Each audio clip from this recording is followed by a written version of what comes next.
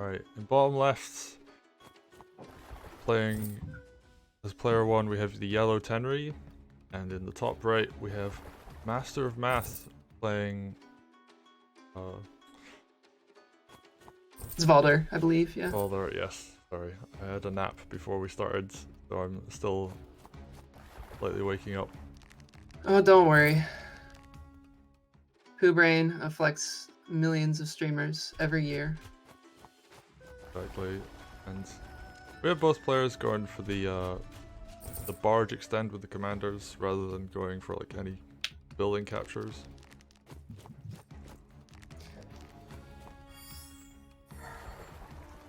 Yeah, this is interesting. I'm trying to get an expectation for this map with how it's laid out in my head. Yeah, just early ocean units. Hopefully, ooh. Get some little kappas running around. I don't know why I think those guys are so cute. They're just adorable. So this actually doesn't have a port on it. It just has it doesn't, one barge. No. So the commanders can move around more easily, and you can take the little corner islands. It does also reward you killing the barge, because your opponent can't build it again. But there's a tower, so you can balloon units to the islands if you want. Gotcha.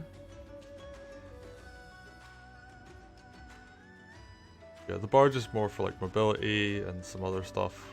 Like it can block land units from attacking, because only archers and like stuff like ballistas and trebuchet can hit them.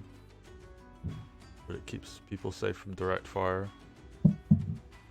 But so far, like generally this is kind of the more standard opening where like the commanders push around opposite sides.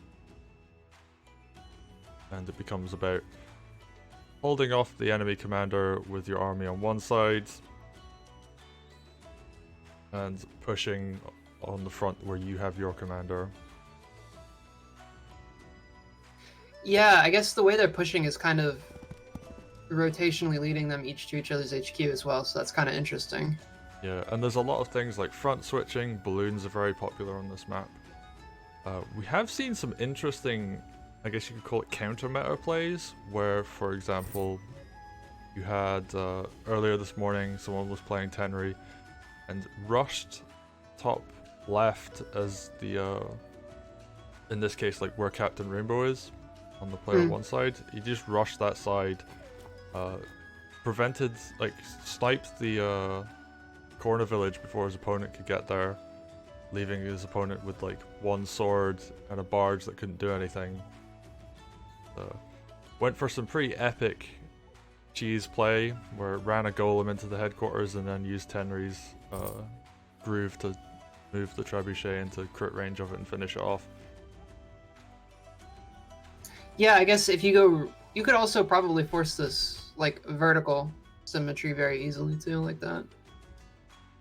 Yeah, and like it's what I would consider like one of the better designs of this kind of map, where you have water around the edges and then it's got like rotational symmetry and you try and push one commander across each side, because you can do things like front switch and like you can slam your commander into their commander. You can set up things like double night crit on the headquarters, because it is a little vulnerable. Yeah, it's not, it doesn't look as exposed as last week's, but it's still kind of just the way the map forces you to rotate around kind of also gives you angles.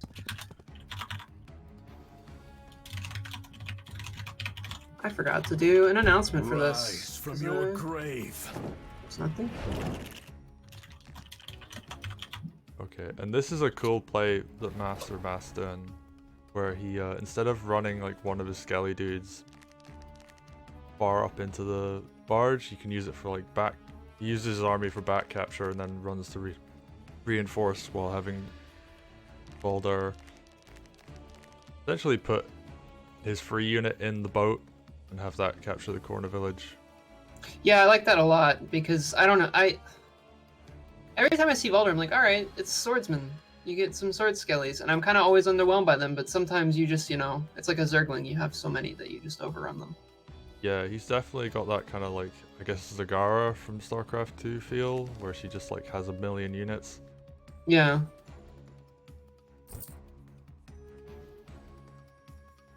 Well, there is the first balloon, I believe. I don't think I've seen one from yellow. So we're gonna start the shuttle program. Okay, I need to do some admin work very quickly because 3 people just messaged me, so I will be back. Having a couple of like little errors with the website. 1 sec. Okay. Hello, friends. Since I didn't introduce myself either, if you don't know me, I'm Ragnarokette. I'm the co-commentator today. I've been commentating a little bit of this on my channel of the same username. You can find me there on Thursdays. I've been mostly covering EST though. I haven't really gotten to watch too many of the GMT games. So this is going to be kind of new for me. We shall see here Captain Rainbow wants to do, because I think this is going to be the turn where we really start picking our fights.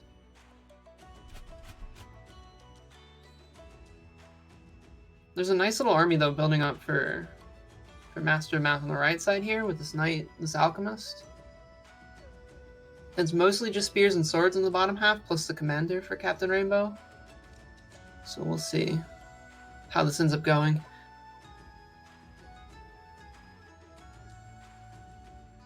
It's 1,200 gold in the bank as well. So there's the potential for a high value tech unit this turn. I think it might just be more valuable to power out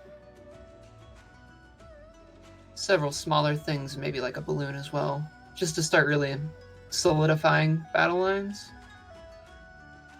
But also Dargon is a cool unit. Sometimes it makes the explodey flame.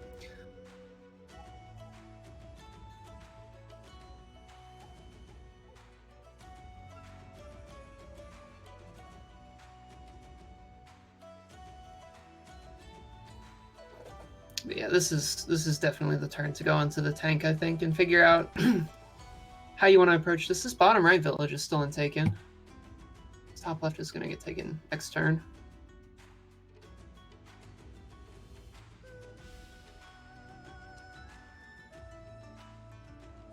It's actually going to give mathlord a nice income advantage. He's at 1,300 right now to 1,100 of Rainbow. And that'll increase next turn once this top right village is captured. The question's really mostly going to be how to leverage it.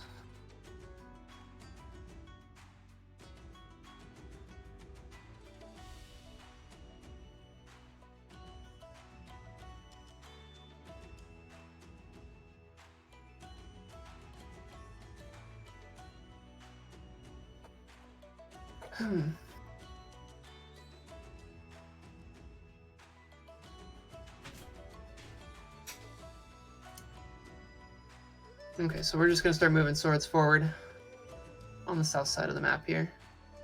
Okay, I'm just back. Kind of, you know, you're back. Okay, welcome back. Sorry about that. We have people getting DQ'd because they haven't shown up. Oh no! Including one of the people that's a favorite to win the whole event.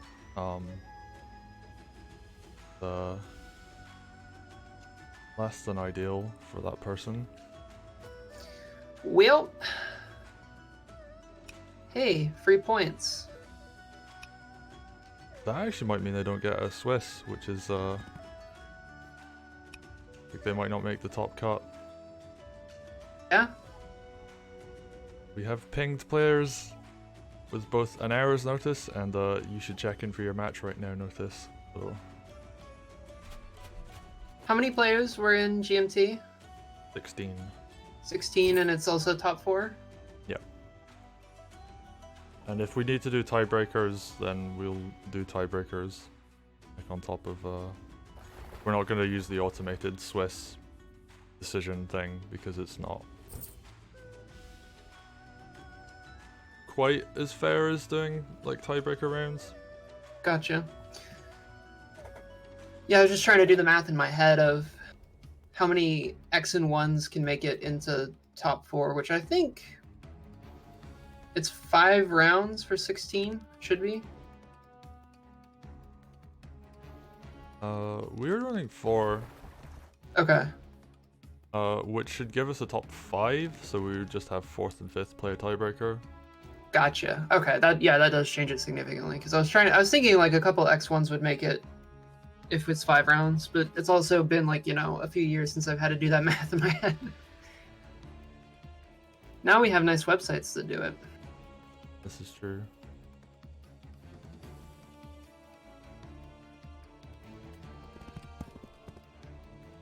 Yeah, mathlord's just bringing this knight up and around.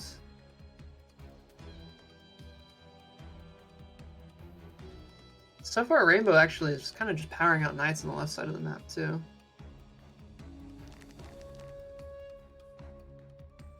I think that's going to be like the plan, is make a really aggressive push. Try and pressure either the commander or like if you can break this. There's a lot of spears behind this too. I don't know about that after I say it.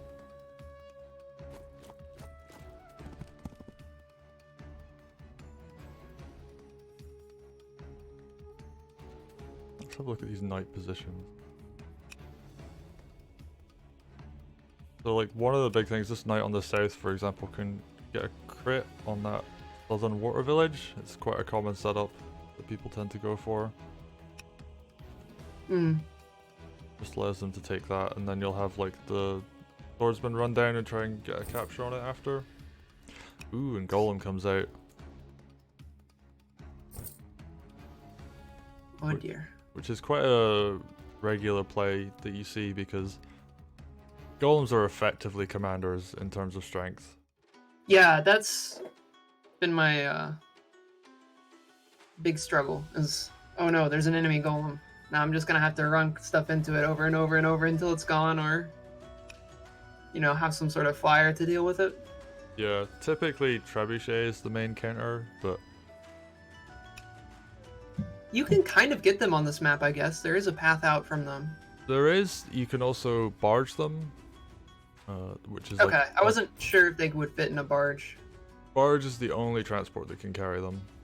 Gotcha. Balloons used to, and then everybody realized that that was ridiculously overpowered and did it all the time.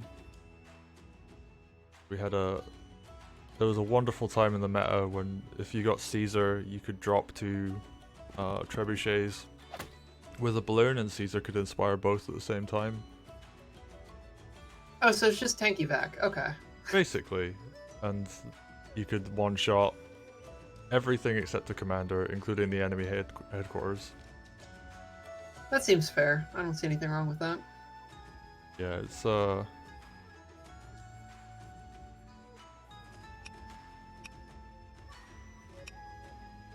yeah, it was a dark time in the game's history. But now that's no longer the case. We have Captain Rainbow. They're going for a very like position-based opening where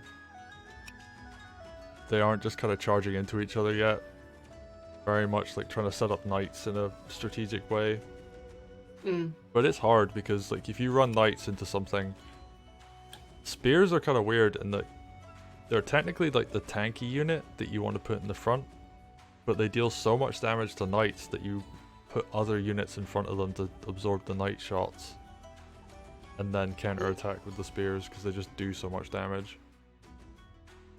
Yeah, that was kind of my thinking is I like the strong commitment to the knights on the left side, but then there's also kind of enough stuff that you might just stop it before it starts. Especially if you can balloon shuttle stuff to the front over here as needed. If something does go wacky. And like you can see stuff like it's not uncommon to see, rather than having the balloon go back and pick up more spears, you just make a second balloon and have the balloon in front tank units and be a blocker. Oh, that's interesting. Because when you said that, my first thought was, oh, you just have them swap back and forth and you have like an efficient little supply chain. But yeah, there was a game earlier where both players were making very minimal anti-air, and one person ran their knight into an enemy, like the only enemy mage, killed it, sacrificing the knight, which is technically a more valuable unit, but because there wasn't any anti-air from that point, like his army was so much stronger just because of things like he could move his balloon and be a blocker, and there was nothing his opponent could do about it. And like I think he had a dragon as well, so Oof. Yeah, and when you have a dragon and nothing can fight it, that's really like a terrifying prospect. Yeah, that seems suboptimal, maybe.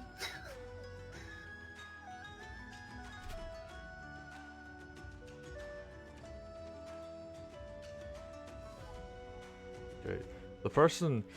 So this is like something that's I love about the Wargroove community is the person who basically got the win because they're like Osami is the favorite to like win the whole thing, or one of the favorites. They missed their time because we had clocks change, and their Oh, opponent said, "Actually, I would rather you not DQ my opponent and we play the match out." that's So always nice. yeah, we are going to reset that match.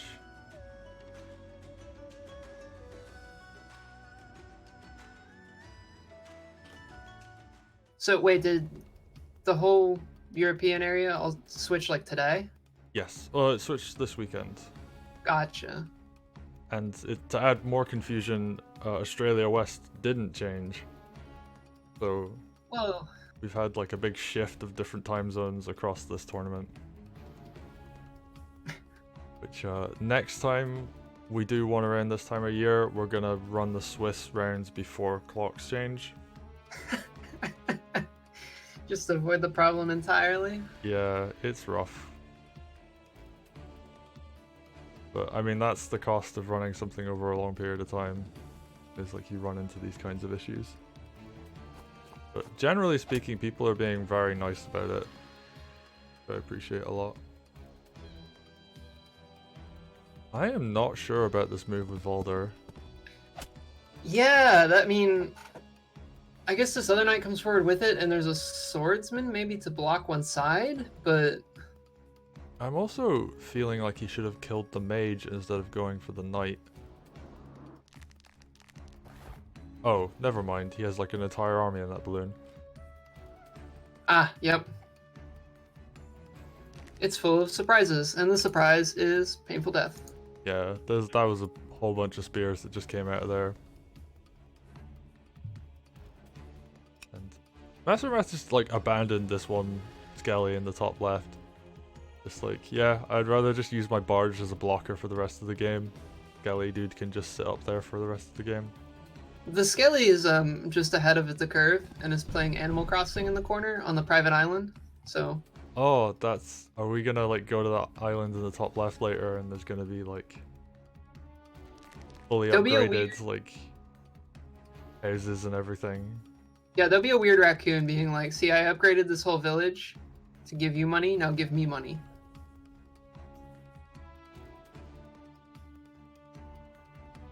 I can't remember who it was. I can't remember if it was your stream or not where we were joking about Tom Nook being a custom commander. Yes, that was last week on my broadcast. We should have a commander that can just tax the, like sort of like the thief, where you can just like tax them as their power. That might be kind of fun. It might be totally broken too. Who knows? Probably, I feel but like that's one of those powers that would either be very, very good or very, very bad. it's such a weird line to find as well, because like sometimes when we were doing like balance for 2.0 and like they announced the twins, everybody thought they would be overpowered and broken, and they're actually like almost near the bottom of the tier list at the moment, and people are like, yeah, they're not going to move up. We've played with them now. You'd have to specifically make maps that they were strong on for them to be good. Yeah, because it's basically just an area denial or Mercia, correct? Yeah, or like a not quite as good Mercia. And the area denial, like, it takes so long to set up that Yeah. it's like, and your opponent can just react to it. I've fought twins that threw fire down, and I was just like, well, I have all the villages in that part of the map, so I can just not defend them now and move my entire army to fight on a different front. and then win. Yeah, I mean, the only time I've seen it used was kind of like, all right, well, all this accomplished was stalling your inevitable death for 2 or 3 turns. So let's look at what Captain Rainbow's doing over here. One thing to note, he's actually taking quite a long time on these turns. Yeah. Already down to 14 minutes and change. Yeah. Gonna look to speed up a bit, although I think Math. So Math is like also one of the favorites to win this. He plays a lot and does a lot of theory craft as well. So he is very confident in his like ability to win games.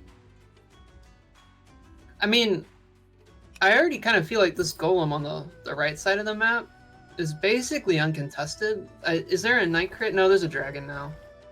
1, 2, 3, 4, 5, 6. I think the knight actually could crit that, but it's out of move. It needs to clear the other knight first. Because it can't do the loop-de-loo and hit it on the way back.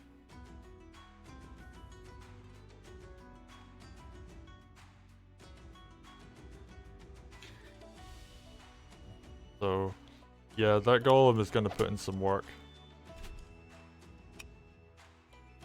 I'm kind of curious what it's going to go for. Yeah, that's what I was trying to think about too. I mean, it can wall up everything that yellow has here almost. Like, it can't get the knight and it can't get those 2 spears on the bottom side. But everything else is fair game. It does leave it vulnerable to this dragon, potentially. It would... No. No, actually it physically can't move close enough for the dragon. Yeah, it's 1 off. Just barely. So, yeah, golem can do basically anything except hit the enemy commander. I think that would be a really bad decision. But it could pick off a bunch of units for free.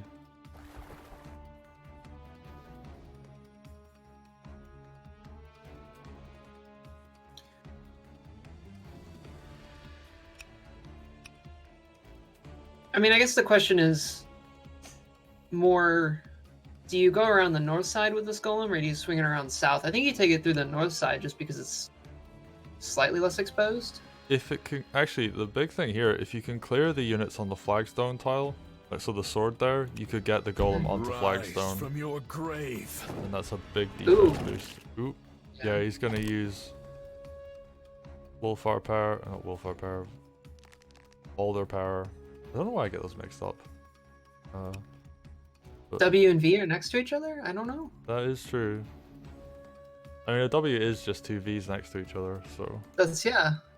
But we call it W, not double V, because nothing makes sense in this cursed era.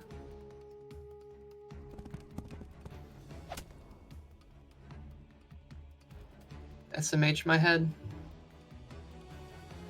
Gonna invent a time machine to go back in time and yell at whoever named letters.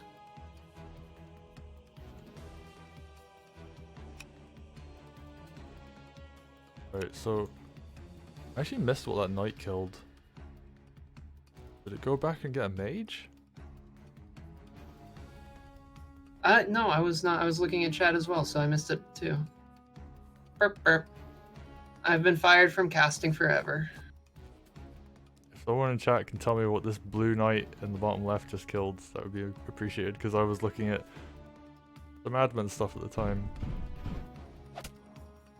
Ooh, Yeah, I'm golem. more... Okay, Golem is gonna go north side, so I know something. I figured it out. Right, I would have thought golem would go on the flagstone, like, and get the little bit of extra defense bonus, but decides not to.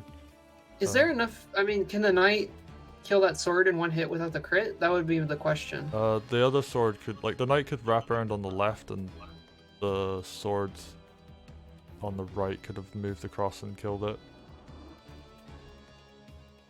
So there would have been like a combination to get that down, but it would have resulted in the golem being on the flagstone. Gotcha.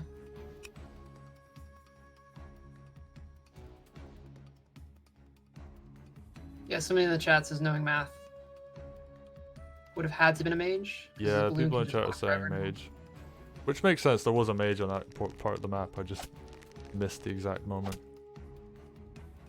And that's huge. There's no anti-air on the left side of the map now. Jeez, there's no anti-air on the map.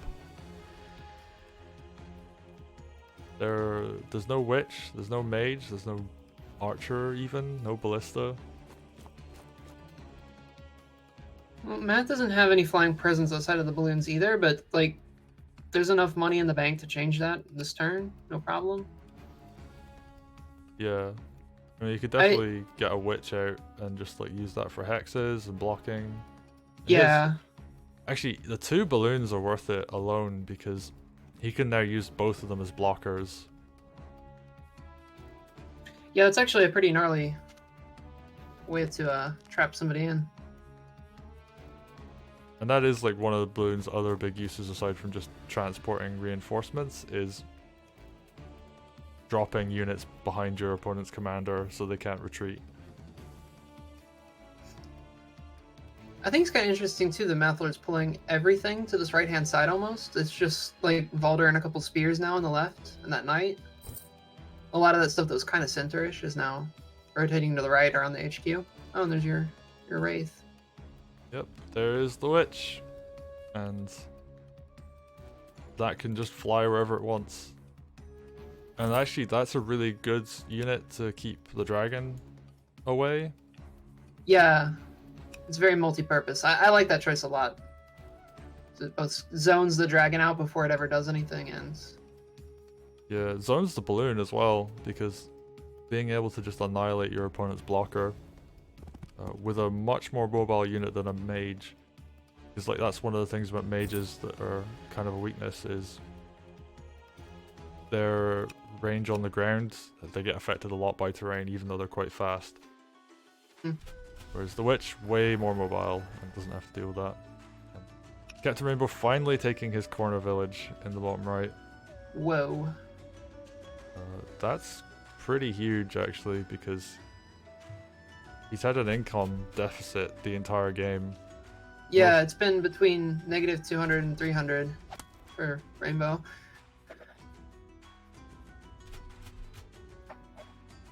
Now comes the bit where, like, I guess both players are going to wonder if it's worth, like, grinding out this section. I think if Captain Rainbow tries to go for it, he just is going to lose. He doesn't have really enough here to fight. Sure, he does the counter attack this turn, but there's a lot more on the enemy side that can hit him back. Right. Go check. Okay, mages can't one-shot stuff on beaches. Or the spears even. I think it's only rivers they can kill spears in one hit on, unless they have crit.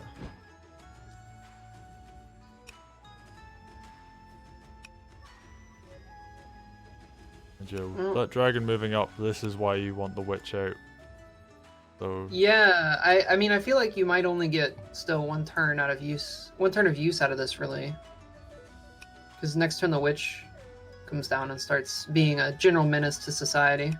yeah, it does cover like the barrack side of the map, so there isn't going to be too much pressure on that barracks, like trying to capture that.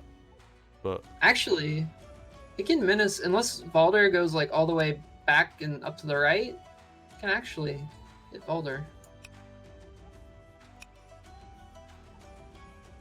we're probably going to see Valder heal and then use like the balloon for cover. I don't think it's like next turn KO or anything, but it is an option. I was just looking at the right side of the map, and I kind of like that position more now that I look at it. Yeah, I mean, actually, the one cool thing here as well is because he killed that mage, there's only one mage left, which means that Dragon has more room to breathe. The big question here that I would ask is Tenri dead? Is always a very important question. Golem gets to attack, and there's a potential mage crit. Yeah, Golem, Mage crit, Archer, and Witch Hex. Because I think the Witch Hex just reaches.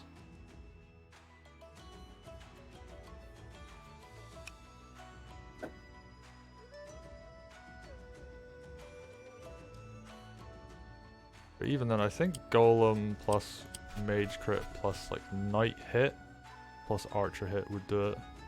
Mm.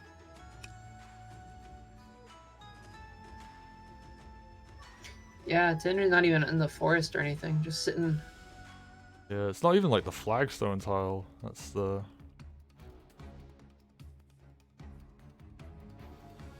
And Math is the kind of player who will go for stuff like this if you can see it. And yeah, I think actually he's done the calculations in his head. Math has done the math? Yeah, Question he mark? has. Oh, that's not a good roll on the Archer, but that's also Yeah, a 48. No, it's 12, yeah. Goodbye, Tenri.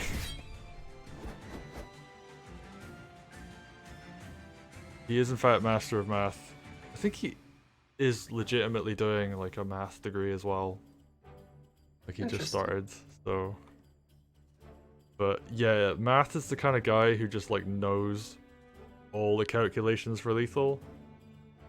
So the moment he sees one, like his eyes like light up and he just goes for it.